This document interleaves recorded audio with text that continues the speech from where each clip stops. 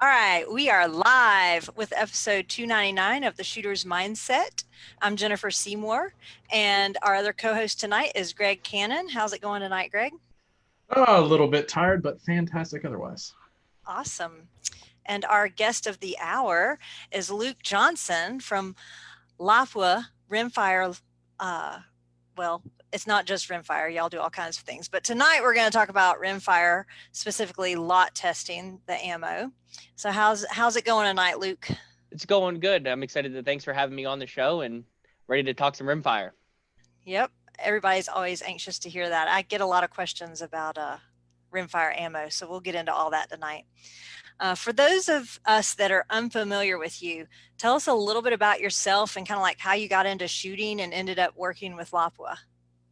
Yeah, absolutely. So I've started competitive shooting since I was 9 years old. I started shooting rimfire silhouette and as long as centerfire silhouette. I am still an active member in that community. I'm still very active shooting wise. And then when I got into high school, my freshman year going into my sophomore year, a good friend of mine said, "Hey, do you know that you can go to college on a shooting scholarship?" And I'm like, "No," but it got my interest. I'm like, this is awesome. So I started shooting 3-position and prone my freshman year of high school and ended up competing through high school on the national level. And then I ended up being recruited by University of Alaska Fairbanks. So I went and competed 4 years at the collegiate level at University of Alaska Fairbanks, 3-time All-American, 3-time NCAA qualifier. It was a great experience. Absolutely loved it. Now I kind of after that, I took a year and a half off of shooting. And now I'm refreshed, recharged. I'm still shooting silhouette. And now I'm starting to get into the world of NRL and PRS a little bit. So I look forward to branching everything out. So you're going to come in and kick everybody's tail now. I'm the bottom dog. I'm starting from scratch. So I'll have to work my way up through the ranks. I'm sure you'll get there quickly. Capstone as a whole. So Lapua is part of Capstone. So how did it get its start and how did it get to where it is today? So absolutely. So Capstone originates. So with Capstone, we are the importers for Lapua Rimfire and Centerfire, SK Rimfire, and Vitavori powders. And then we are the distributors and exporters for Burger bullets. So in 2018, when Nammo incorporated Burger, we formed Capstone Precision Group. So it's just all lumped in there together, kind of a one-stop shop. Yep. I shoot burgers, so I like the burgers. I shot them last year and this year, so fantastic bullets. There, Greg's repping. Emil is who was like, when I started out, I asked him a lot about reloading when I started, and he was like, get the burgers. I was like, yes, sir. So I did. I did what he said. I feel like he's a genius, so I should listen to him. So we were talking before the show about how you say it, because a lot of people say Lapua instead of Lapua. So where did that name come from, and what is the actual correct way to say it? So the actual correct name is Lapua, and it originated from the town in Finland where Lapua was originated. It's a town in Finland. That's where that's where Lapua's headquarters is. Sweet. Everybody always says it different. It's really funny. People are like, oh, I don't know. However you're supposed to say it, it doesn't matter. Normally the stuff in the blue box. That's normally how when guys can't pronounce it, they're like, you know what I'm talking about, the stuff in the blue boxes. That's right. The L word. Yep. So we went and shot, we were talking about the burgers. I shot them this past weekend. We went and shot a match at Pig River and just wanted to kind of shout them out a little bit early on in the show. It was a great match. I enjoyed it.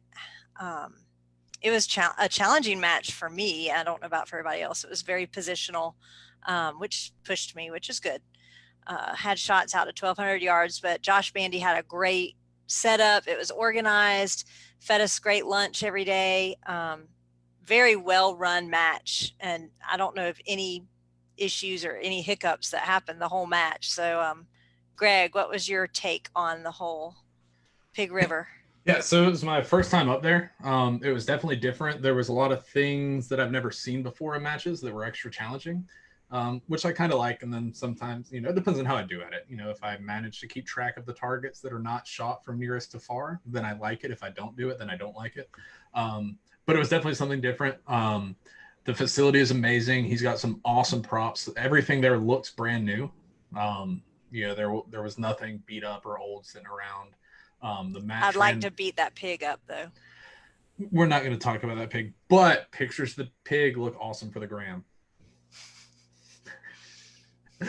which is true. But yeah, it was a great match. I was really fortunate. I was able to pull a cert to help me get one of the little mini gamer plates off of the prize table. So that's really cool. I'm excited about that. I don't have to steal one every time before stages. Like we said, it was a very positional match, so it was probably 9 out of 10 stages I was having to steal a gamer plate from somebody. Someone may or may not have stolen my gamer plate off of my rifle in between every time that I shot it, and then it may or may not have been super loose on one of the stages, so when I went to shoot my gun, it completely moved off the plate. It looked so cool. Did not feel so cool. Did not shoot so cool either. Almost turned around and shot Greg instead of you would probably get a match DQ for that. Probably.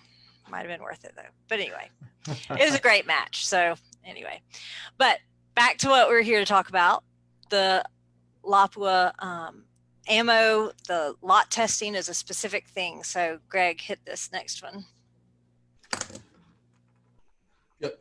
So we understand you guys have some service where basically I could take my beautiful rimfire rifle right here in that beautiful PDC custom chassis and send it off to you guys, and then you tell me like what the best bullets in the whole world are for us. So kind of tell us a little about that. Yeah, absolutely. So we have 2 Rimfire Performance Centers. We have one in Marengo, Ohio, which is where I'm at.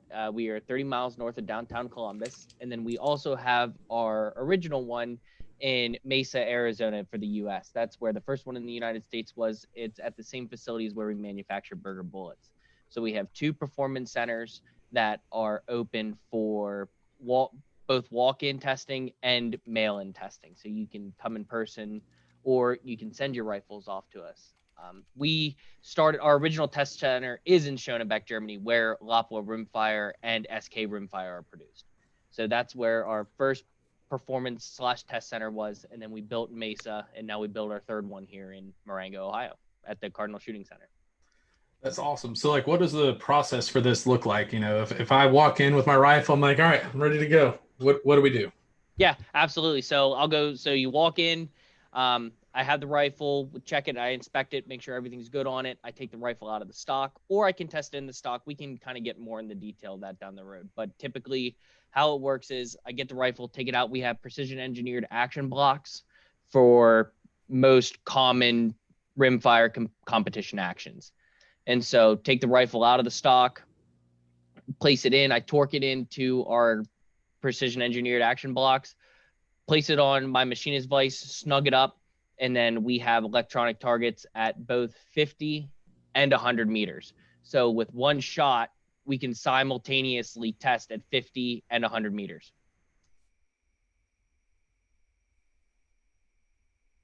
That's super muted, awesome. Greg. I know. I realized that. So what I said was, that is awesome.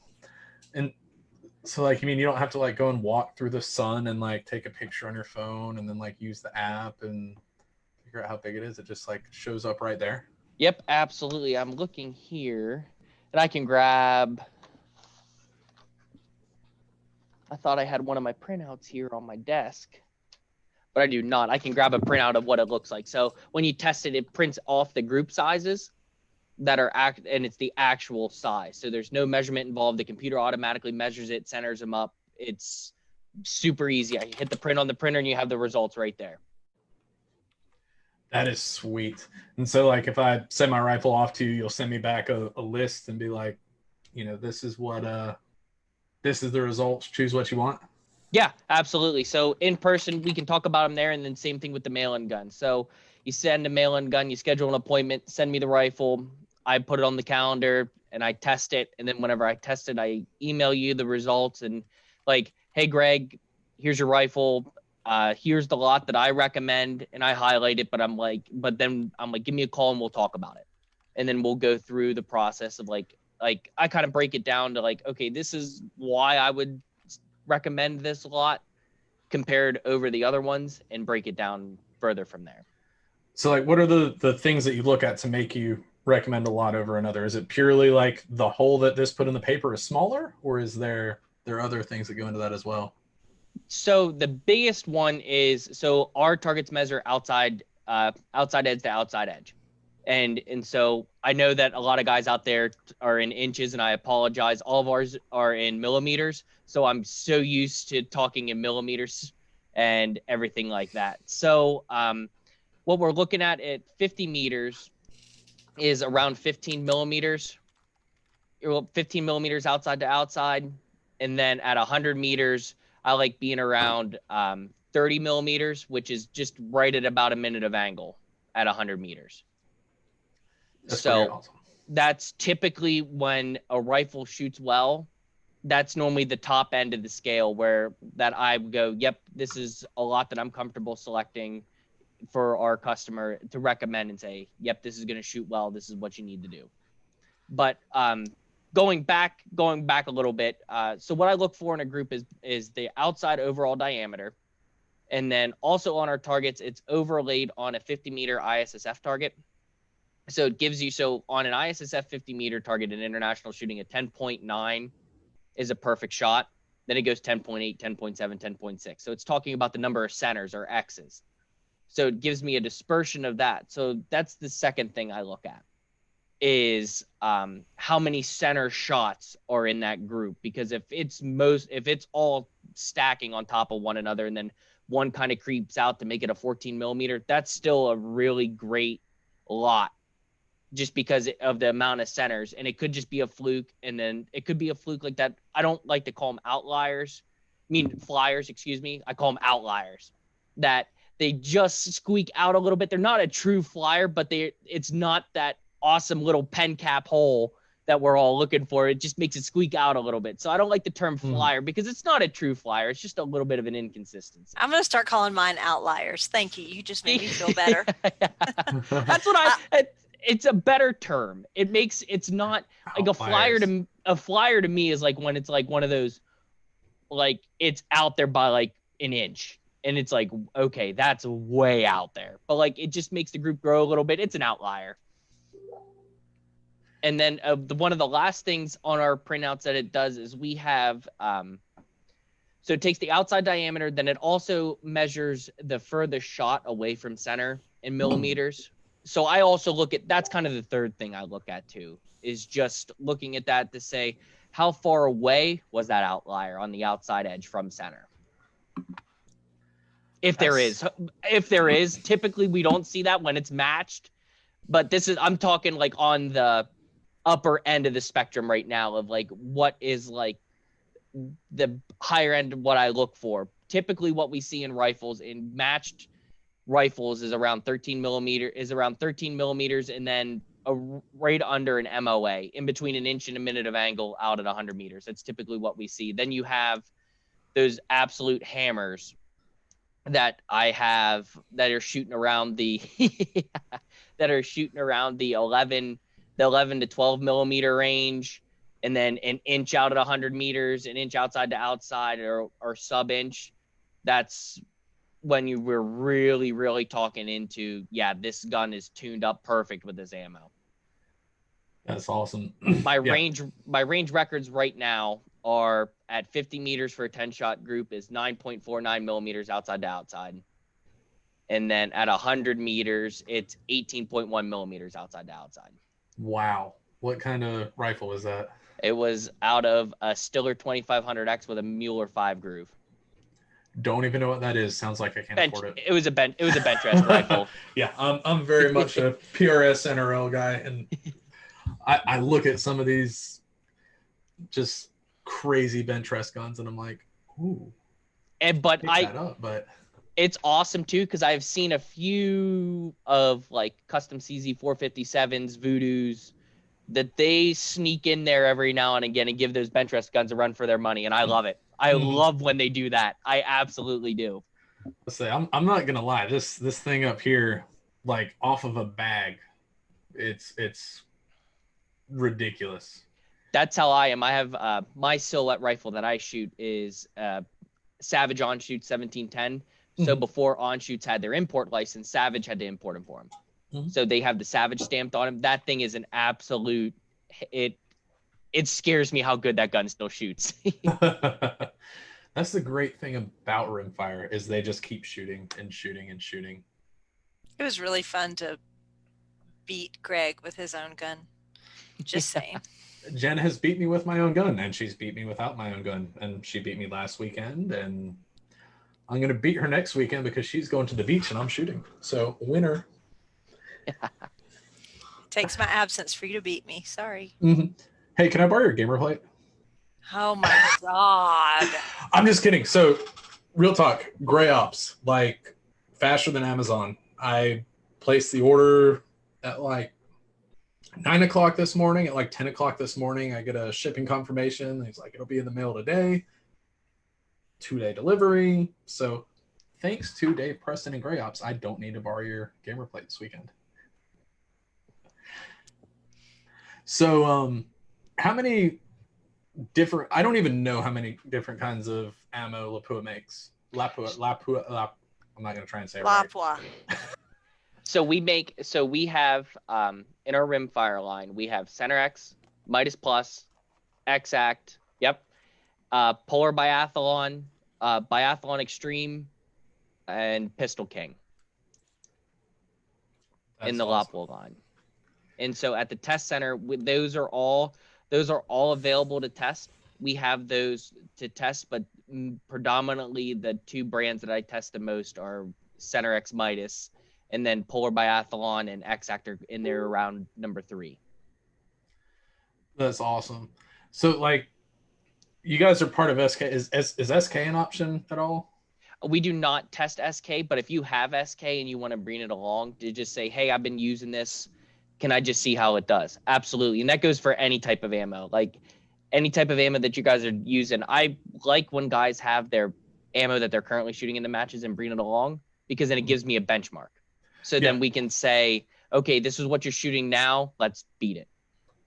That's awesome. That was the next thing I was going to ask, is if I have, some CCI standard velocity or some, any of the other things, that would be really cool to, because obviously the group size is going to be different out of your machinist vice with your custom fixtures than, me with my game changer and a bipod. Yeah, absolutely. It's nice. It's nice having that because it takes the human error out. Mm-hmm. So that what it's doing, the ammo is doing what it will do in your action. Mm-hmm. That is awesome. I'd love to see what this thing would actually do. Just strapped down in a vise one day. That would be awesome. Yeah, when you come visit your brother up here, bring it along. We'll get you on the books. That might have to happen. So like how long does it take to go through this, and like how many different lots of ammo do you actually test through it? Yeah, so I know it's not just brands, it's lots also. Yes, so it's it takes about 2.5 hours per rifle. And then I run through 10 to 16 different lots of ammo. So what typically a standard test is, guys call, they schedule their appointment on Capstone, or they get on the Capstone website under Rimfire Test.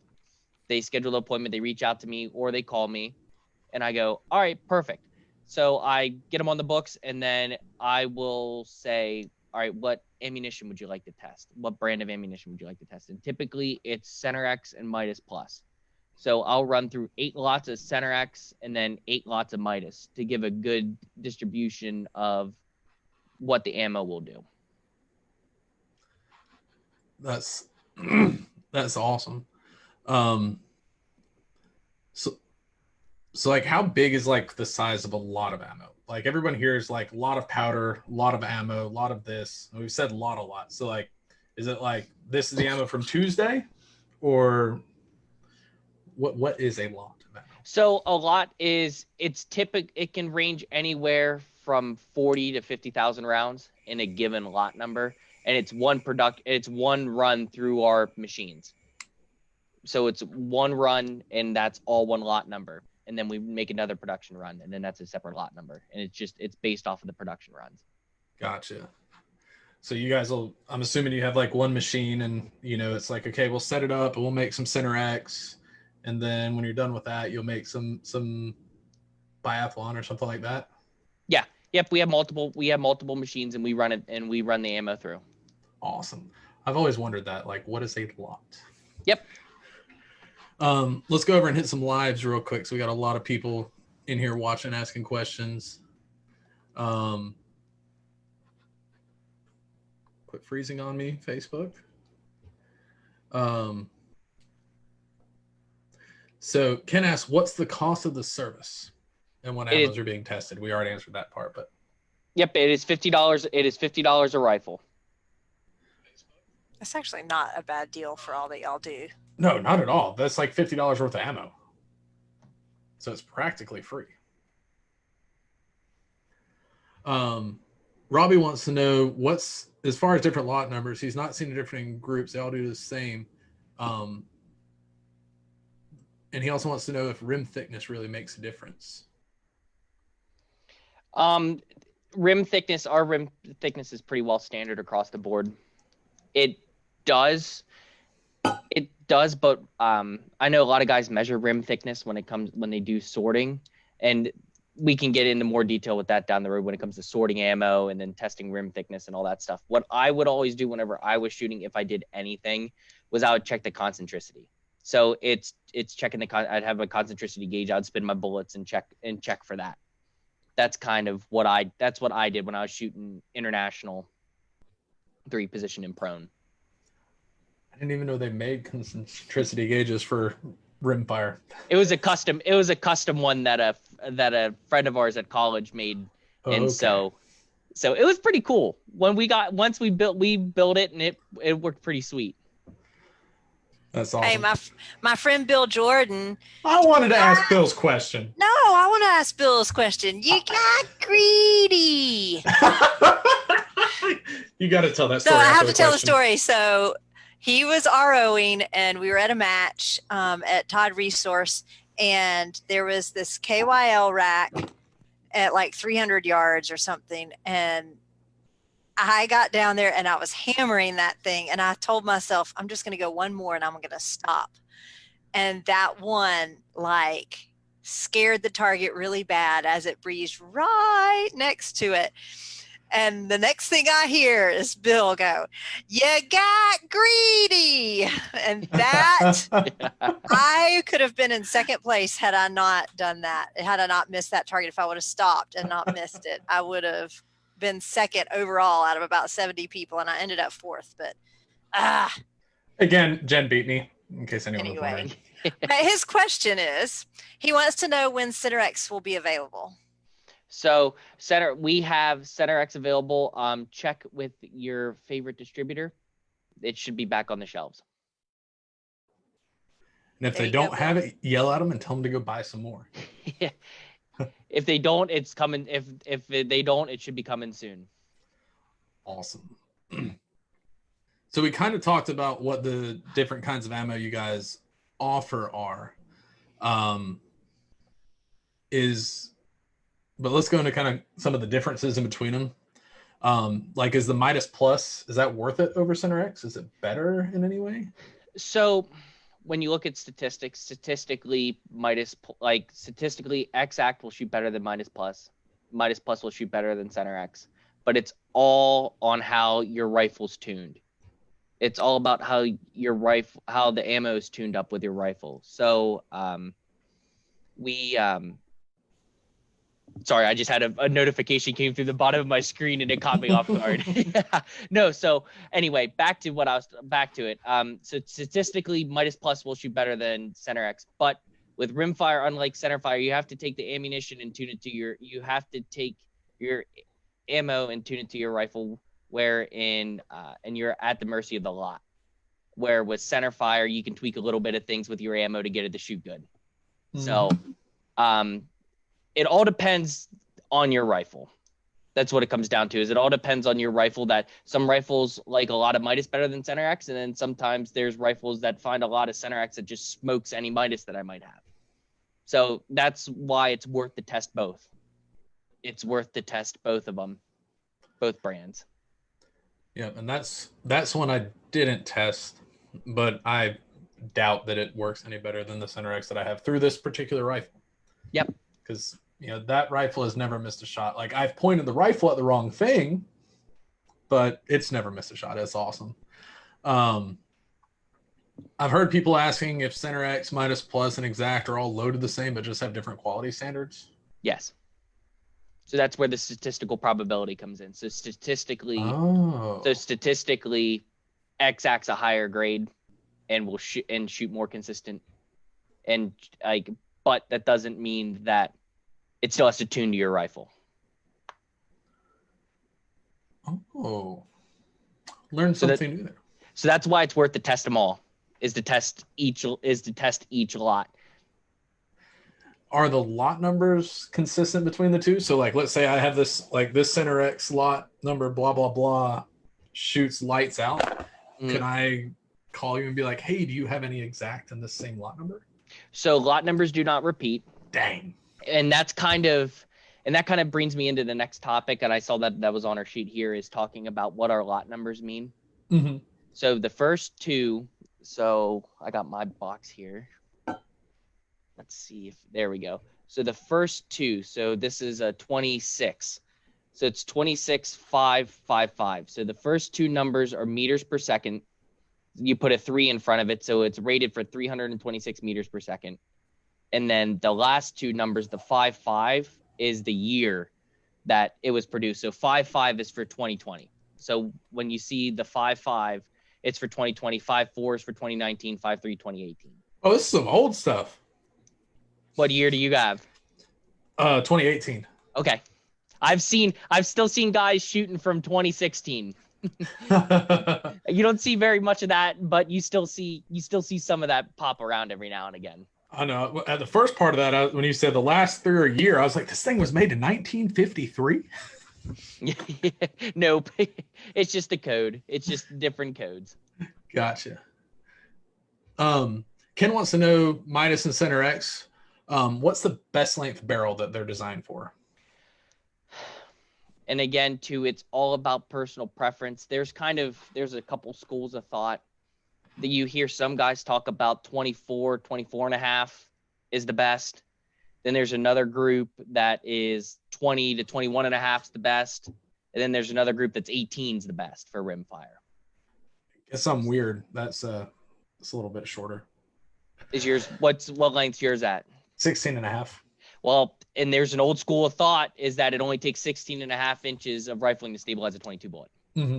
It takes one revolution and you have them stabilized.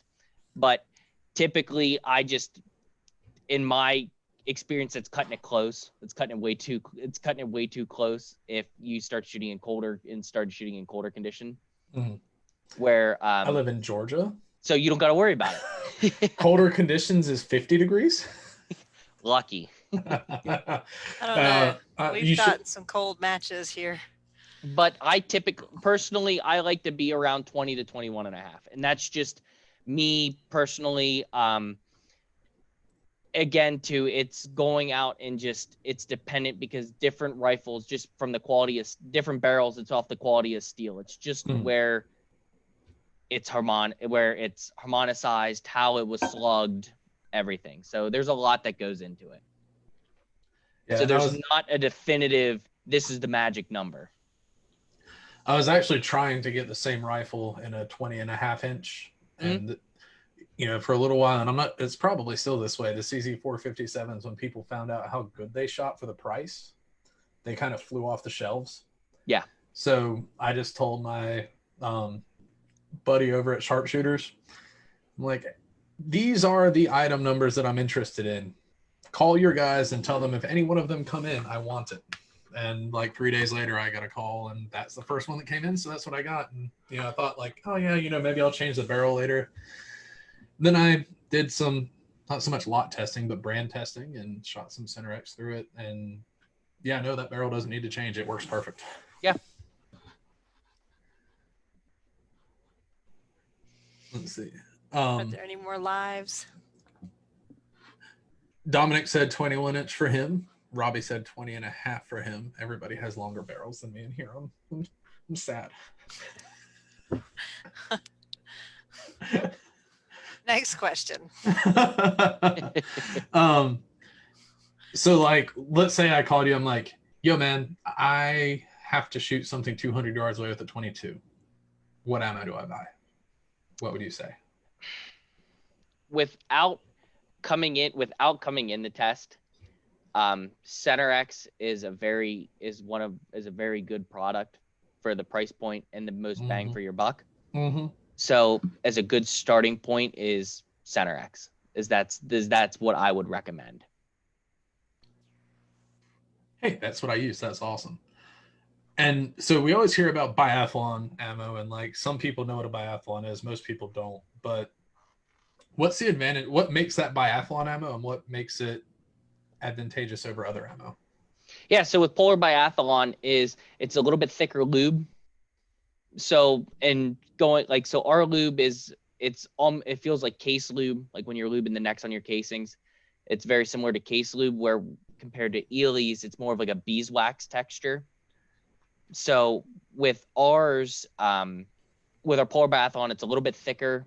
It's a little bit thicker lube just to help protect it and help keep it temperature stable, because in biathlon shooting, it's normally done at really cold temperatures, normally around 0 degrees Celsius, normally around anywhere from like it's sub-freezing most of the time when they're shooting biathlon. So it's a little bit different powder and a little bit thicker lube for more consistent ignition.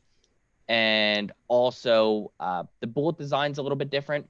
Not much. It's just there's a little bit of if you look at it, compare a Center X compared to a Polar Biathlon, there's just a little collar in there because of expansion because of the constriction of the cold. So for better performance in cold weather. But what a lot of guys like for the Polar Biathlon is it's typically a faster speed. So most Polar Biathlons rated around 335 meters per second.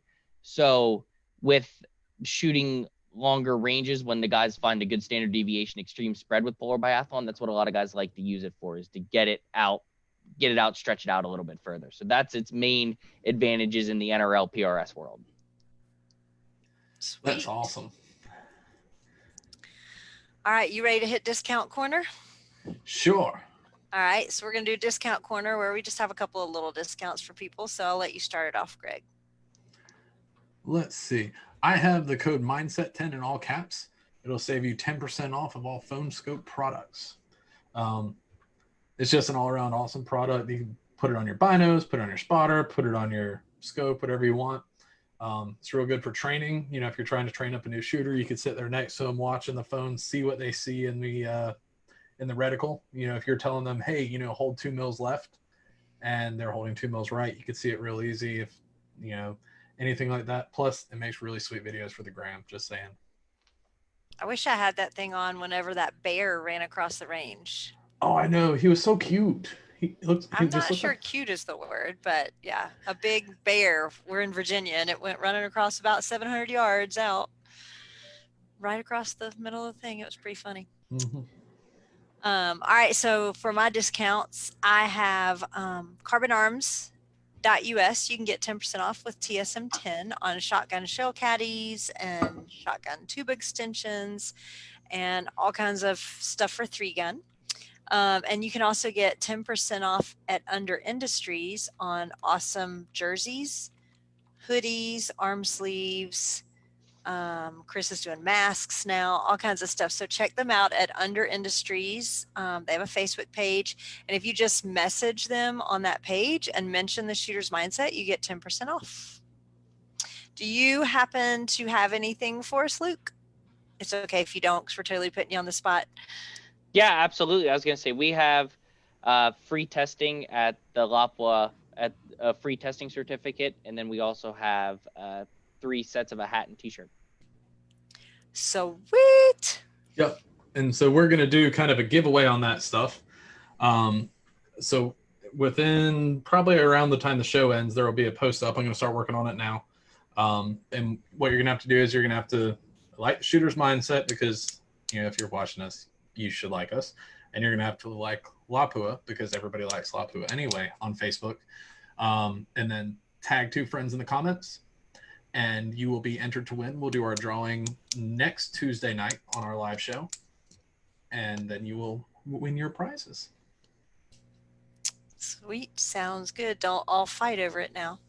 I know everybody wants the free testing because that would be awesome to have. So, Yeah. and no, you cannot enter and win, Greg, because you're on the show. That's not how it works. That was not in the official terms and conditions.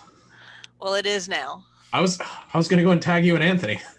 It's for our viewers, not for you. Fine. So if somebody does win that or decide to get the lot testing, when it comes time to buy the ammo, how do they do that? Is it sent back? Like if I send my rifle in, you send it back with the rifle, or do I order it separately? How does that all work? So how it works is that if you have one of your favorite distributors that you use Rimfire through, that you buy your Rimfire through now, you would order it through them. So all of our ammo is stored in our warehouse in Sedalia, Missouri. And so how it works is that you place an order through your favorite distributor or us. We are now, through the test center, we are now allowing sales so that if you don't have one, we can help you get set up with it, and that we'll just do the process through us. But so you purchase the ammo through your favorite distributor and we drop ship it right to your location. That's awesome. Sweet. Make it easy. I like it. Is there a minimum or a maximum amount of ammo that they have to purchase at a time? The minimum, when you come through the test center, the minimum is 1 case, so 5,000 rounds. Sweet. And then there's no maximum. If I have it and you want to buy it all, absolutely. Did we say with the whole lot discussion earlier how many cases are in a single lot number? Yeah, cases is anywhere from 7 to 9 typically. And so I don't test unless I have over a case available. I don't test any ammo if it's less than 1 case. So there will always be 1 case available of that lot number. Typically, it sits around 2 to 3. 2 to 3 cases per lot is typically where I sit. Okay. So if I get the testing and then in 2 years I want to get more ammo and that lot is out, I just need to test again? Yes. Okay. To get with what is available then, what lot numbers are there. Gotcha. So what do the lot numbers represent?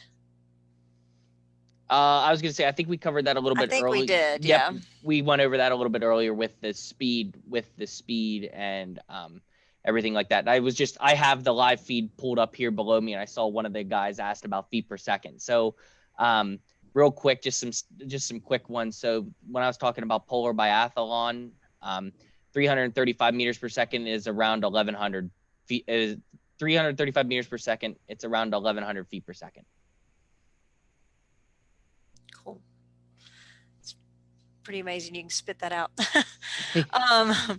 If I buy 2 different lots that have the same velocity, will they shoot the same group size out of my particular gun, do you think? In a perfect world, it would be perfect if it does. So if you have to test on your own and you can't make it to the test center, that's a good starting point. So if you have the velocity that shoots good, it's good to find one that's rated at that same speed for a starting point. It's not a true scale saying, yes, it is guaranteed, but it's a good starting point. And then normally typically branch off, then start branching off from there. That's what I recommend for guys when they can't make it into the test center. But at the test center, we typically have a good range of different velocity speeds. So I typically start at the higher end and then work my way down.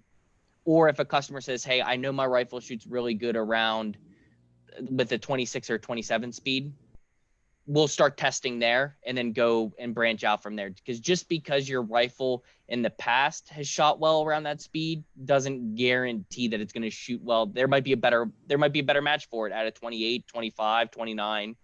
There might be a better match for it. So it's a good starting point when looking at the velocities. That's good. So we talked about the ages a little bit, like Greg has some from 2018 and you said some guys are shooting from 2016. Does the age of the ammo impact the performance? Like I know people are like, oh, this ammo is so old. Or like Regina Milkovich wants her fresh ammo. If it's stored properly, then the age necessarily doesn't affect it. I mean, I would be stuff from like early 2000s. It's going to be tough to get to shoot well, but typically by the time you shoot, you'll shoot through the lot before it'll go bad. But a lot of questions that I get asked is, do I need, like, how's the proper way to store it? And so in a climate controlled room temperature, because a lot of guys go, well, it gets warm when it gets shipped across on the dock, which is true. But once it gets here in the United States, that it's at a climate controlled temperature, it stays at room temperature. So that's where you want to keep your ammo, just because it keeps it ambient. So you don't want to heat it up, cool it down multiple times. So that's why I recommend it, even at matches too. So at matches, when I go, I carry my ammo in a little cooler bag. I have one of the little blue cooler bags that I keep my ammunition in, just to help protect it. Just so that if, I forgot that I'm running a stage and I accidentally leave it sit out in the hot sun, it's at least going to be protected and not get super hot or super cold on those really cold days. I believe Jennifer has a comment now, judging by her face. Yeah. Don't let your ammo, although my ammo wasn't that hot. I was keeping it in my bag in the shade. Anyway, I had a stage that I had pressure signs with my centerfire ammo and blew a primer, and should not have blown a primer because it's not loaded hot. And all I can think is that it was hot outside. Anyway, so we put my ammo on ice, and it didn't do it the last 2 stages. But yeah, don't let your ammo get hot. I have a quick shout out to Prentice Wink's wife. She puts up with him, so she must be an amazing human. Just wanted to throw that out there. Mrs. Wink. Mrs. Wink. I love it. Hey, Prentice, I see your notifications because every time it comes across my screen. So there's your shout out, P. Winky. Yep. So I have a couple people asking Luke, what are your recommended cleaning processes and products for a 22 barrel? Yeah. So my cleaning, this is just how I do it. Is so around every 200 shots. I know some rifles need to be cleaned sooner, but typically around 200 shots, I run a couple wet patches, a couple dry patches through it. And then maybe around 1,000, it's like 750 or 1,000 total, I nylon brush them. I don't like to run bronze brushes through rimfires unless it's absolutely necessary. Like if I can't get them to shoot, then I go to my bronze brushes. But typically, if I keep up with it, clean it right after I'm done shooting while the lead's still warm, it helps knock it out. Run the solvent down, run the dry patches down, I'm good. Then about 750, 1,000 rounds, run a nylon brush down through there just to make sure everything's good to go. I use Bortec Rimfire blend, yes! or Bortec carbon remover when I have it. But if you can't have it, any general hardware store has Crow Oil, and Crow Oil works great.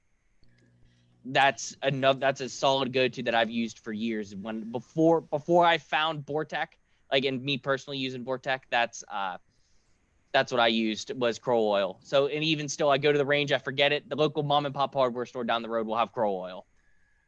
Nice. Do you use their rods and their all their other stuff too? Yeah, I have it. It's typically whatever rods is laying closest to me. I have J. Dewey, I have Bortec, I have all kinds of brand of rods. It's normally typically whatever one's laying closest on the cleaning bench to me. Yeah, I ran into them at Precision Rifle Expo, and he started showing us their little chamber guides that have the little spot for the patch, everything on them. Yeah. I was like, oh, I hate you. I'm about to end up poor. So I got one of those, and I got their rimfire blend, and I got the cleaning rod, and you know, I only have a garage full of gun cleaning stuff, and I ended up picking up like everything that they have, but it just works so good. That's exactly how I am too. I am the same exact way. I have boxes and boxes and boxes of it. Probably all the gun cleaning stuff and hardly anything to clean the house. Yeah. Another one that I really like is the bullet knockout set that I have from them. So if you get brass that's stuck in there, and just put it threads right on the end of your clean rod, and you can drop it right down the edge of your barrel. That has saved me multiple times at the range. I love having one of those just throw right in my cleaning pack. Yeah, I need to get one of those pretty bad. I've never I need, hold on, wood. I've never needed one at the range with a rifle. Definitely needed one with a pistol before. But yeah, that's a really sweet setup that they have with those two. I have a little brass rod that I made for pistol. Yep. But it's like heavy enough that hopefully if something gets lightly stuck, I could get it out. But if it's a bullet in the barrel, no, I'm stuck. Yeah, normally it's just nice, like if you get brass in there, if you have an extraction issues. That's what I use it for. I've never, same thing, knock on wood with bullets. But yeah, I have, with the, if brass gets stuck or something, it's super easy. I can just go and throw it down and knock it out. Mm-hmm. Yeah, it's pretty awesome. So with, I'm in Georgia. So what it does down here is like it rains and it's so hot that then the rain boils when it hits the ground and then it evaporates. So you got like humidity going up and rain going down. How does that affect 22 ballistics and accuracy and velocity and all that good stuff? So typically higher humidity, it's higher density altitude. So that's when, me personally, I have two different lots that are sitting around. I have one that's at like a 329 speed and then a 323 speed. So I have one end of the spectrum and then one at the other end. Just because when the density altitude's higher, I like running that faster velocity to help make it through, because with it being thicker, higher humidity, it's puts more drag on. So that then whenever it's low humidity, I go out west, I like the slower speeds, because the slower speed is below the speed of sound. It's even further below, so I don't have to work it. So it really helps cutting the wind when I'm shooting at 100, 125. So the slower speeds help really cut the wind. So that's why I like having those two lots, just kind of dependent on density altitude, what I want to run that day. Speaking of two lots, let's assume that I'm like smarter than me, like yourself, and you think enough that you want two lots for different temperature, different density altitude or something. So if I send you $50 in my gun, would you do that for me? How many different of each would you do? Hold on, can you repeat that for me real quick, Greg? So if I wanted two different lots of ammo, like let's say I live someplace with drastic temperature swings, drastic humidity swings, and I'm like, hey, I want something I want something for the cold and something for the hot. Would you be able to, sell me two different lots, find two different lots, and yeah, absolutely. Sweet. And even still, like we have the case minimum, so like you could do 2,500 of one and 2,500 of the other to meet that case minimum. Ooh, well that's nifty. Dominic wants to know your thoughts on snap caps in 22s. Are they needed on everything? Yes, use them. Most match rifles are, you can dry fire them, but it's just me being preventative. I mean, you can get away with it, but if you have snap caps available, spend the money and you can even use drywall screws. Maybe like the drywall studs, the little anchors. Yep. Use the drywall anchor, slide one of those in there and dry fire it a little bit. You can't dry fire a lot on them. Mm-hmm. Just because then they can get stuck and then you got to pull them back out. But I was going to say, we all have spent brass. I normally keep a piece of spent brass and just keep rotating it. And then whenever I get it dimpled a good bit, throw it out, put a new one in. So that scares me, putting something that color inside of my chamber when I'm not trying to shoot it. Yeah. See, I'm fortunate enough that I have the same absolutely beautiful rifle right here in both centerfire and rimfire. So if I want to dry fire, I just dry fire the centerfire. Yeah. So that works out perfect. Prentice said that his wife thinks he's a stud. on that note, also he wants to know, how far do you think a 22 is accurate? What's your furthest 22 shot? My furthest 22 shot has been 500 meters. Oh, that's awesome. That's the furthest that I've stretched it, has been 500 meters. Mine has been 350 on a 6-inch piece of steel. And I hit it and, it was repetitive, no problems. And I was like, well, I guess I'm done, and got home and I was like, hey, Jen, listen to how far I shot. And she's like, and I was like, I wish I could have shot farther. And she's like, well, why didn't you hold over? I was like, Oh, I did have more elevation hidden in there. Didn't even think about that. Yeah, when I'm getting out that way, I have to hold over. I can get right around 420, 450 through my scope, and then I hold over the rest of the way. I'm gonna try and make it. Oh, it is fun. Bill Jordan pointed out that I also beat him in a 22 ELR competition at the end of a match one time. Mike wants to know, are there different 22 chambers? So like, I know very well that in a 6 GT, there are at least two different reamers that fit two very different bullets. Is that the truth with the standard of 22 also? Yeah, so there's kind of the two kind of standard chambers that you see is guys find like for Ely and Lapua is typically how where you have it like with the 6 dasher where you have it for Norma and Lapua. So you have a Lapua dasher or Norma dasher. And it's typically the same thing with Rimfire. You have an Ely chamber or a Lapua chamber. They both work. You don't see any functionality issues. It's just kind of a choice over the other. So what chamber do I have in my 457? Is it a factory 457? Mm-hmm. I am not sure what CZ uses, what reamer or specs they use. Might need to measure that one day just to see. I'm pretty sure it's a Lapua chamber though. Nothing comes close to it. Funny how the different rifles and different ammo combinations can make a huge difference. Yes. Oh yeah. In centerfire and rimfire. There's a lot of similarities to centerfire as there are in the rimfire world, but the biggest thing that I see guys struggle with that are centerfire shooters that come over to the rimfire world is that they're so used to being able to tune their ammo. Is changing the seat depth a little bit, change the charge, you know what I mean? Maybe even just switching the primer brand can make you go from shooting 3/4 MOA to a 1/4 MOA.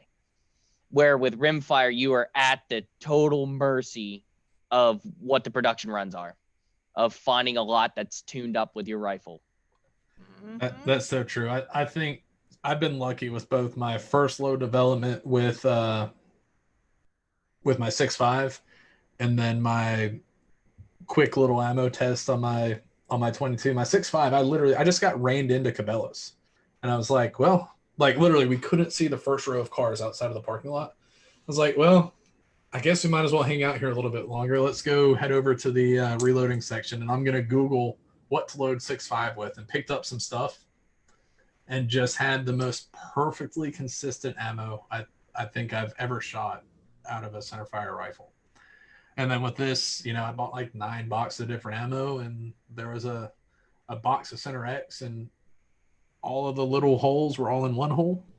So I just got lucky with that, I think. How does BC affect 22 ammo compared to centerfire? So with rimfire, it's more and less finding that standard deviation and extreme spread and accuracy plays a lot more of a factor than BC does. It still plays a factor, but I don't go chasing it. Lapua, on the Lapua's website, is they recommend our G1 BC is 0.172. So I typically run it at 0.18. 0.175 is typically when I run it, that's where I just run it, and I don't really look much further into it. I know when you start changing the different twist rates in the barrels, you can start seeing a little bit of difference, but mostly what I focus on is extreme spread, standard deviation, and accuracy. Just because we're staying below that subsonic we're staying below that transient sound barrier. So BC is just, it's there, and it might help you gain that 10th, but it's not going to throw you for a crazy loop. Makes sense. Ooh, let's see, you got any more live? So Kevin made a comment which reminded me of a question that I thought of earlier. So I have a really awesome GSL suppressors woodland suppressor sitting where I need to go and fill out paperwork soon. If I'm going to send my rifle to you, what all do I need to send? If I have a suppressor, do I need to send that too? Will that affect it? Yes, we like to test. We like to test how specifically you guys shoot. So if you guys shoot suppressed, we like to test suppressed. And so for right now, we can just test. We have the stamps and everything at our Mesa test facility. So if you want to test suppress, you'll have to send it or go in person to Mesa. We are working on getting my tax stamp here. If you come in person, I can test it in person as long as you're with your suppressor. Well, that works, because if I come up there, it's gonna be when I come to visit my brother, and we'll take a day trip and come hang out with you. I What? just said, wait, there were 22s before Christ, BC. Yeah. Hold on. The comedian. Yeah, someone asked a good question. Hold on a second. Let me find it.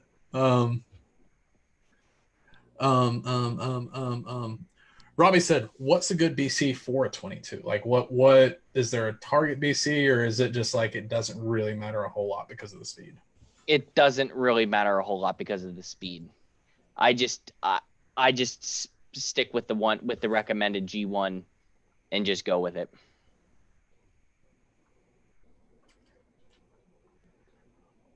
And let's see what I think there was another one.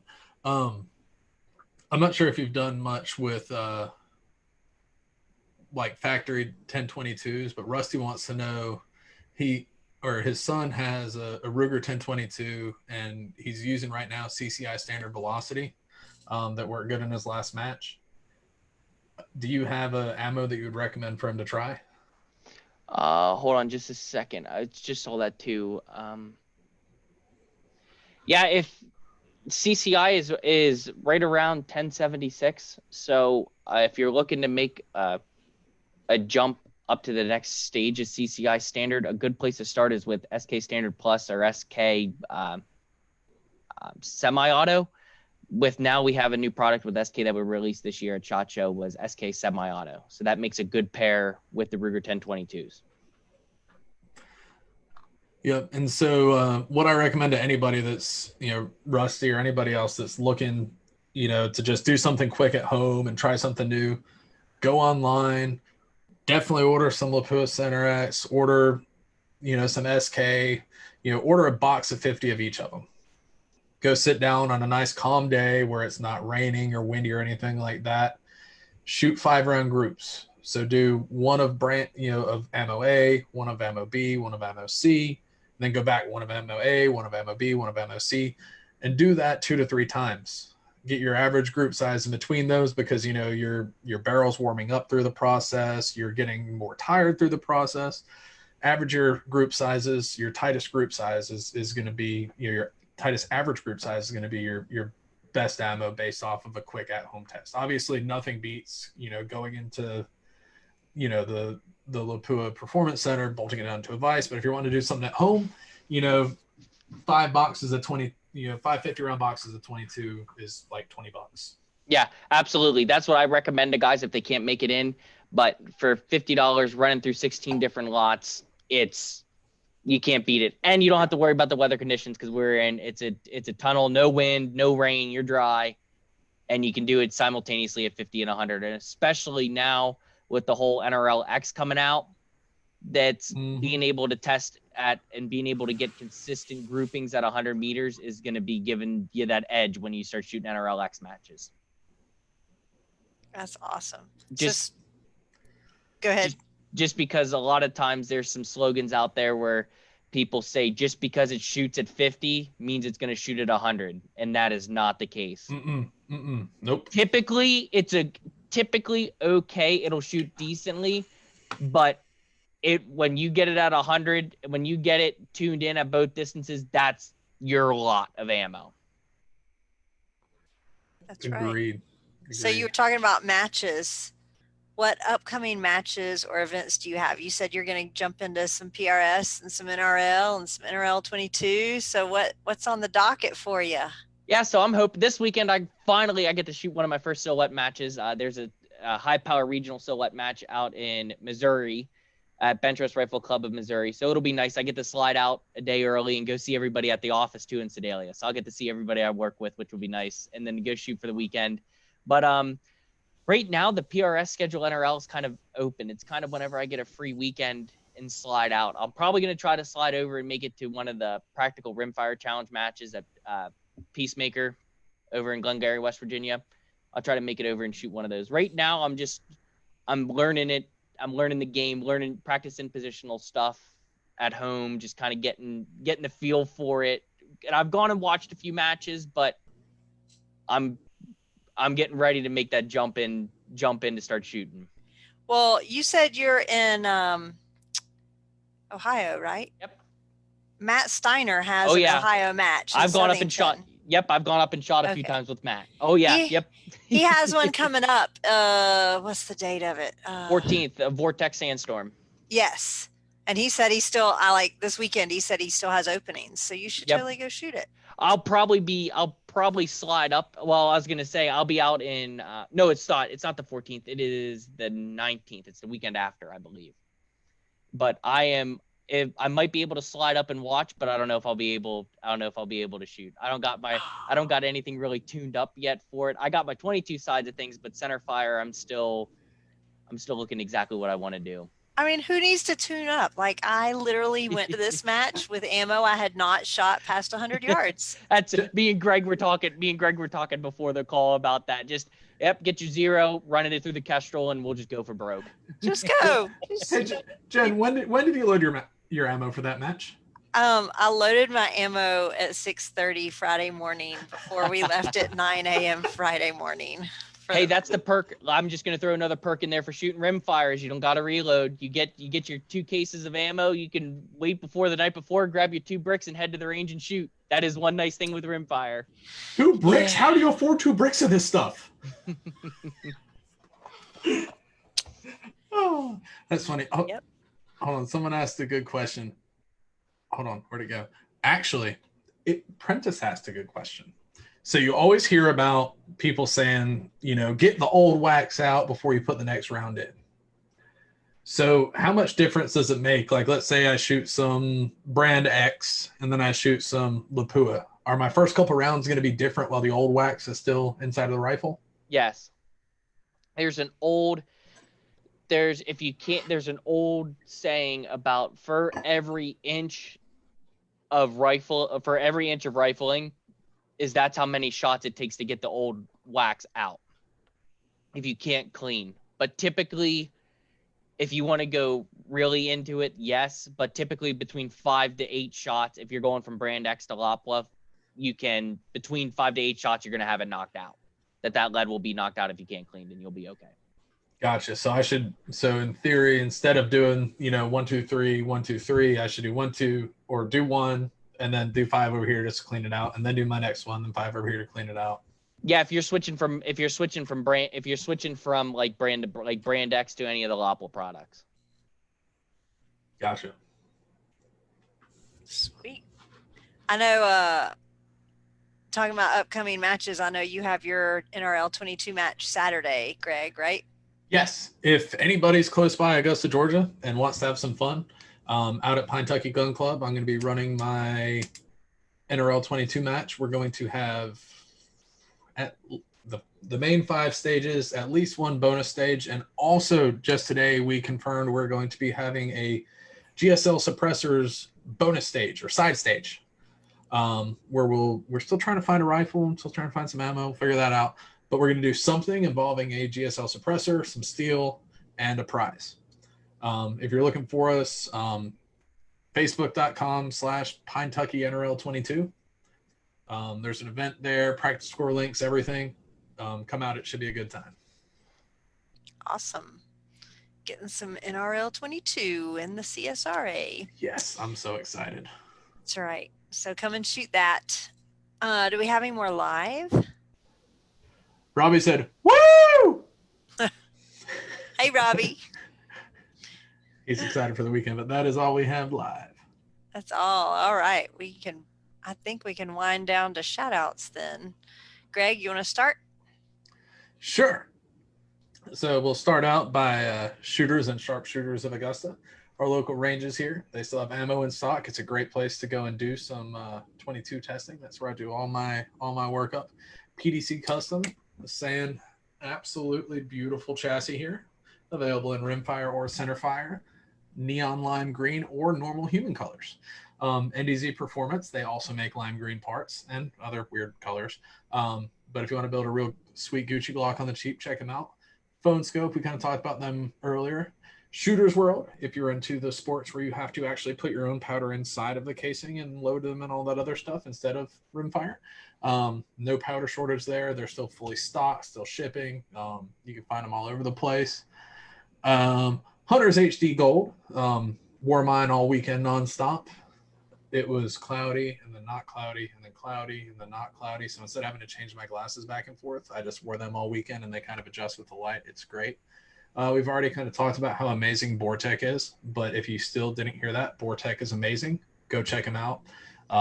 It's, you know, if you're a tool guy, it's like the Snap-on tools of gun cleaning stuff. It's amazing.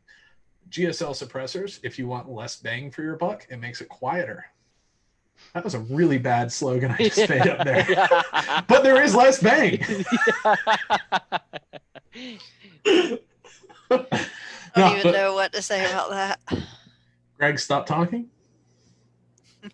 No, but for real, awesome cans. That's why my barrel's so short, because I'm going to get an artificial extension to go right about there, and it's going to be silent.